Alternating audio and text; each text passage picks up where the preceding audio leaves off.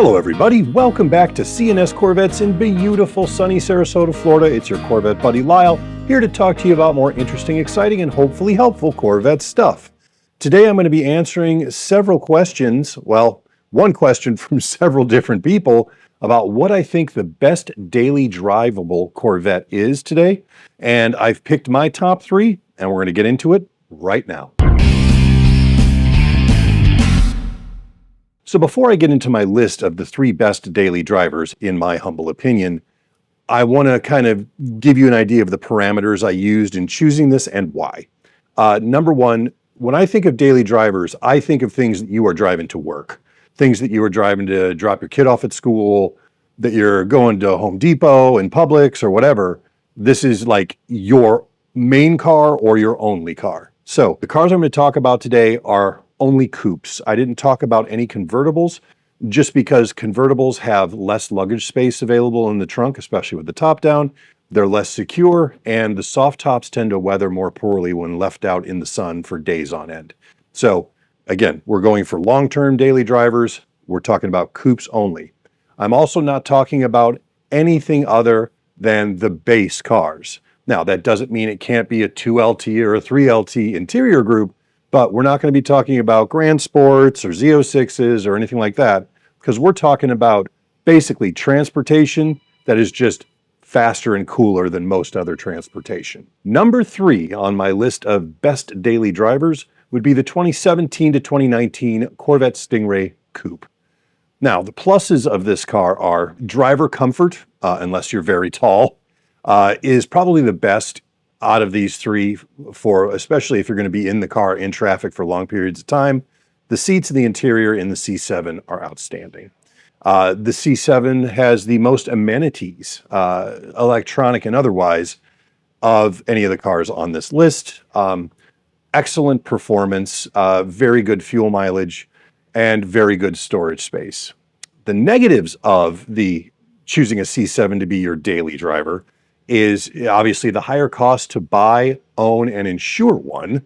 There are some serious questions about the active fuel management issues in the LT1 engine, especially once you get above 100,000 miles, and on something that's being daily driven every day, you're going to get to 100,000 miles a lot quicker than most Corvette owners are going to see that number. The final negative on this is the daily driving miles are going to devalue that car faster than the second and first place cars, just because it is the newest and most expensive version of the Corvette on my list.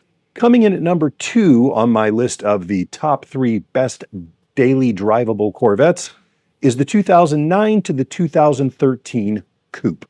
Pluses on this particular car is it actually has a more spacious cabin than the C7. That was number three. The performance is close to the C7, and it gets roughly the same gas mileage. It does have a lower purchase price than the C7 does, usually by around $5,000 to $10,000. It has the advantage of the bulletproof LS3 engine, which does not have active fuel management and is widely regarded as the best V8 that GM has ever or will ever build. So you've got that kind of rock solid foundation to build from. There are tons of aftermarket upgrades available for the C6. I'm sure you've seen me do several videos about, the cool LED lighting or the throttle programmers or any of the cool stuff you can do for the car to make it more fun and to make it more your own. Some of the downsides of the C6 are going to be age-related maintenance issues, things like the electronics that, especially with the body control modules, the electronics can be problematic over time. And of course, you've always got the torque tube wearing out and the balancer starting to wobble, oil leaks, all the things that come with an older car. But at a lower price point with basically almost the same performance, that's what kicks the C6 above the C7 as an excellent choice for a daily driver, which is going to lead us on to our number one choice. And my number one choice for a daily drivable Corvette is, and this is probably not a surprise to anybody who watches my channel, the 2001 through the 2004 Corvette Coupe. Pluses on this are numerous. It's the least expensive of these three cars to buy. It has the most spacious cabin. It has the most storage space of any Corvette ever. It's the least complicated modern Corvette. so you don't have some of the needless electronic doodaddery that, while it's nice to have, can cause you problems in the future, especially on a car that's being used every day. You know, when you lift that door handle, it's nice to know that there's an actual linkage going to that latch and you can trust it. It has, actually, believe it or not, the C5 has the best fuel mileage overall out of these three cars.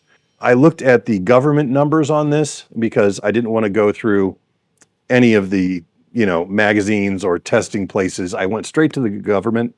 16 to 18 in town and 24 to 29 on the highway.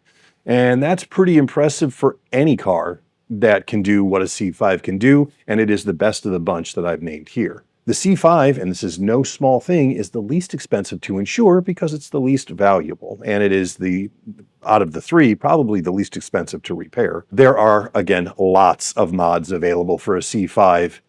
Anything you want to do to one of those cars, you can do it. Now, on a daily driver, you're probably not going to do a whole lot because this is transportation. It's not your show car. It's not your race car. This is a car you enjoy driving every day. The minuses on the C5, similar to the C6, is you're going to have more age-related maintenance issues, less on the electronic end, more on the mechanical end with leaks and torque tubes and balancers. But the nice thing is, once they're done, you shouldn't have to worry about that again for the considerable foreseeable future. A couple other minuses. The C5 does, and we all know this, have the least luxurious interior of just about any Corvette ever made. I love it because I fit in it, but it is going to have the least amount of modern amenities. It's going to have the least amount of just about anything. That's, I guess, the only real downsides. One of the other things, and I don't know how to quantify this, but if you got a C5 that's in nice shape but isn't perfect, it's driven every day. It's got a nick here and there, and maybe one of the sun visors is floppy or whatever. When you have to leave it in a parking lot and you go in to do shopping or you go in somewhere to do business, you're not constantly stressing about, oh my God, what's going to happen to my car? Is somebody going to hit my car? Is somebody going to ding my car? You keep the car as nice as possible, but within the realm of reality. When it comes to daily driving a Corvette, the key is you don't want to let the quest for the perfect be the enemy of the good. So these are my top 3 daily drivable Corvettes. What are your top 3? Do you have different ideas? Do you want to expand on some of this? Put it in the comments below. Let's start a conversation about this. Here in Florida, we have a lot of people who daily drive Corvettes. And as I've told you in the past, we have several customers who it is their only car and they make it work. So what are your thoughts on that? I'm interested to hear. Thank you for joining me today. Have a wonderful day.